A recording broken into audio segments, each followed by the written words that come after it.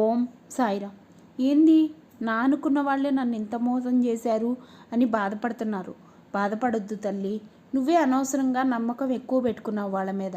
ఆ నమ్మకం పెట్టుకోకుండా నీ పని నువ్వు, నీ కర్తవ్యం నువ్వు ఎప్పుడైతే నెరవేరుస్తావో అప్పుడు ఈ బాధ ఉండదు. ఎవరి మీదైనా కానీ నమ్మకం ఎక్కువ పెట్టుకోకూడదు తల్లి. మన పని మనం చేసుకోవాలి. మిగిలింది కర్మఫలేనా అని వదిలేయాలి. భగవంతుడిని పూర్తిగా నమ్ము, తప్పు లేదు.